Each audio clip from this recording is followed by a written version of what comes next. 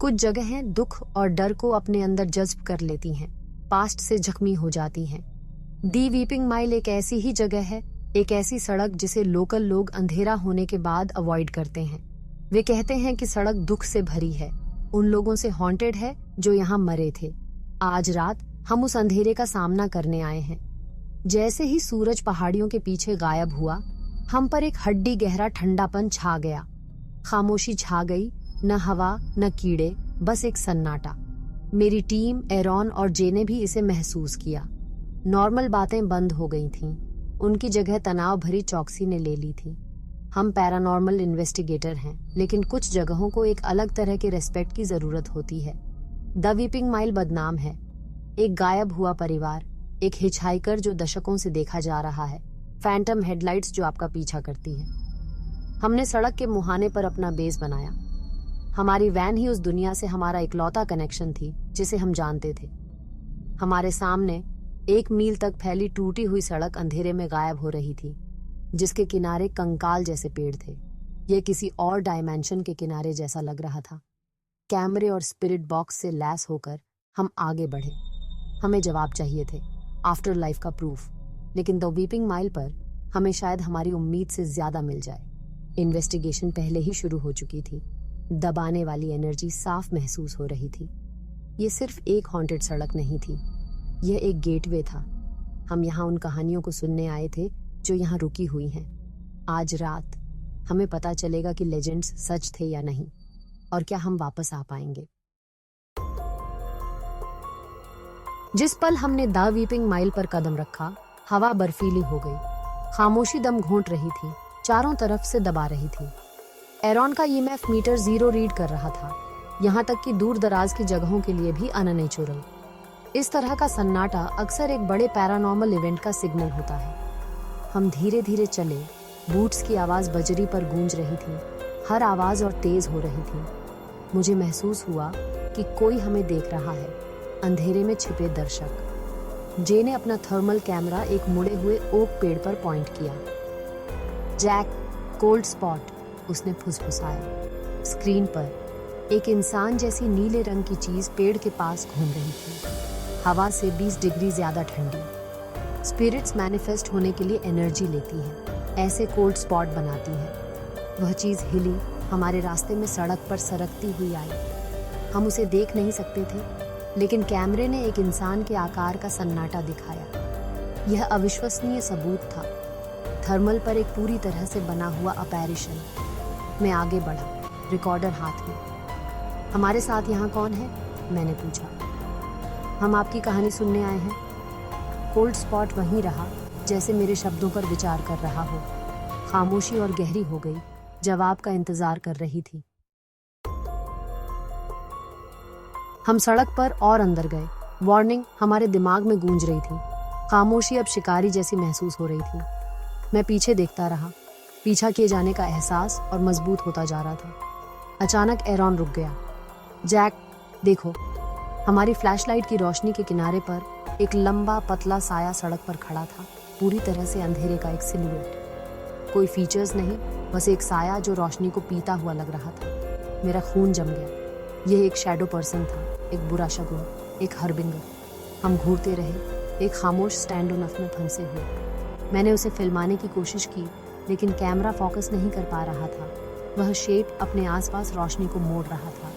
फिर वह काले धुएं में घुल गया और गायब हो गया। हवा नेगेटिव एनर्जी से गूंज रही थी।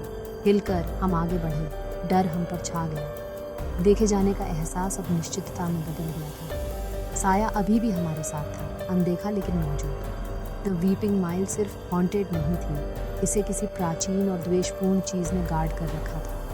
हमने घुसपैठ की और अब हमारा शिकार किया जा रहा था।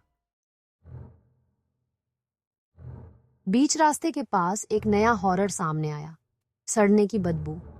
ये किसी जानवर की नहीं थी, ये एक ताजा खुली हुई कब्र की बदबू थी।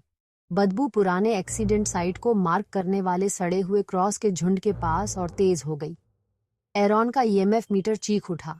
कुछ यहाँ था, मैनिफेस्ट होने के लिए बहुत ज्यादा एनर्जी का इस्तेमाल कर रहा था। बदबू एक वार्निंग थी, हमारी सेंस पर हमला। अचानक दुख की एक लहर मुझ पर आई। कमजोर कर देने वाली, मेरी अपनी नहीं। यह इमोशनल ट्रांसफरेंस था। स्पिरिट की निराशा मुझ में आ रही थी। मेरी आंखों में आंसू आ गए क्योंकि मैंने यहाँ मरे हुए लोगों की पीड़ा महसूस की। फिर एक नई आवाज, एक महिला का रोना, घुटता हुआ और बेतरतीब, अंधेरे से गूंजा। हमने अपनी लाइटें चमकाईं लेकिन कुछ नहीं देखा। रोना हमें घेरे हुए था, रात की हवा में शुद्ध दुख। हम त्रासदी के केंद्र में खड़े थे, मौत की गूंज सुन रहे थे। दी वीपिंग माइल अपने नाम पर खरी उतर रही थी और हम उसके दुख में फंस गए थे।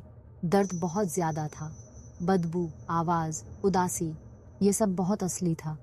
हम आगे बढ़ते रहे। जो हमने महसूस किया था उससे हॉन्टेड थे। हम क्रॉस से पीछे हट गए, थके हुए और हिल गए थे। जवाब की उम्मीद में हमने फिर से स्पिरिट बॉक्स का इस्तेमाल किया। कौन रो रहा था? आप दुखी क्यों हैं? यहाँ क्या हुआ था? मैंने पूछा। स्टैटिक, फिर एक महिला की आवाज। मेरा बच्चा। उसके शब्दों में दर्द दिल दहला देने वाला था। क्या यह लेजेंड्स की माँ थी? एक क्रैश में खोया हुआ परिवार? एरॉन ने धीरे से पूछा। क्या आपका बच्चा आपके साथ यहाँ है?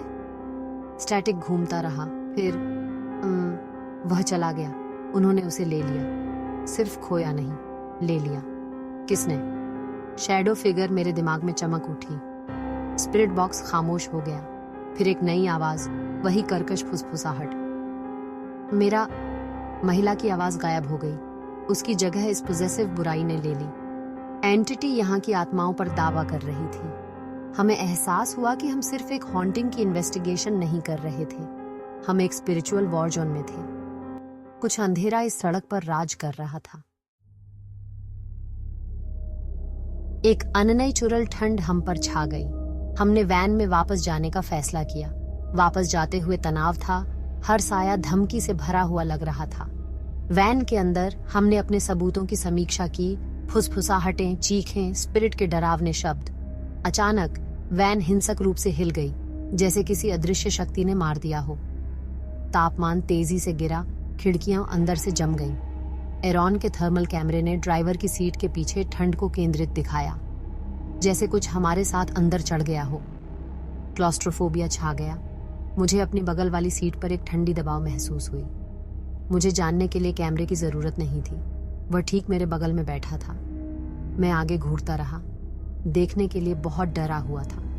मौजूदगी घनी थी, द्वेषपूर्ण। हम वैन में उसके साथ फंस गए थे। शिकारी हमारा पीछा करते हुए घर आ गया था। द वीपिंग माइल हमें जाने नहीं दे रही थी। हमें एहसास हुआ कि बचना नामुमकिन हो सकता है। घबराहट फैल गई। जे ने चाबियां फंबल की, आखिरकार इंजन स्टार्ट किया। हेडलाइट्स ने एक साफ सड़क दिखाई, ताजा पेंट, हरे पेड़, जैसे दशकों पहले के सीन से। हमने अविश्वास में घूरना शुरू कर दिया। एंटिटी हकीकत को मैनिपुलेट कर रही थी, हमें पास्ट दिखा रही थी। चलाओ, मैंने चिल्लाया। जे ने फ्लोर पर पैर रख दिया। जैसे ही हम तेजी से दूर गए, इल्यूजन बिगड़ गया। आसमान बैंगनी हो गया, सड़क मुड़ गई। हमारे पीछे फैंटम हेडलाइट्स दिखाई दी। एक विंटेज कार तेजी से पास आ रही थी। वह बगल में आई। कोई ड्राइवर नहीं, बस एक खाली सीट। सड़क के किनारे आकृतियां खड़ी थीं। भूतिया पुरुष, महिलाएं, बच्चे, चेहरे खामोश चीखों में जमे हुए। उनके हाथ वैन से होते हुए अंदर आ रहे थे जब हम गुजरे।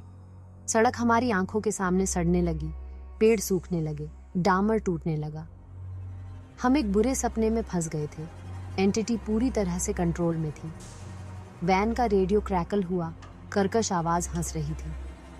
ये सिर्फ एक हॉन्टिंग से ज्यादा था। ये एक परफॉर्मेंस थी और हम अनचाहे स्टार थे। सड़क अंतहीन लग रही थी, अपने आप पर वापस घूम रही थी। हम द वीपिंग माइल की पकड़ में थे, कोई बच नहीं सकता था। एंटिटी हमारे डर का मजा ले रही थी। हमें एहसास हुआ कि हम शायद कभी वापस नहीं जा पाएंगे।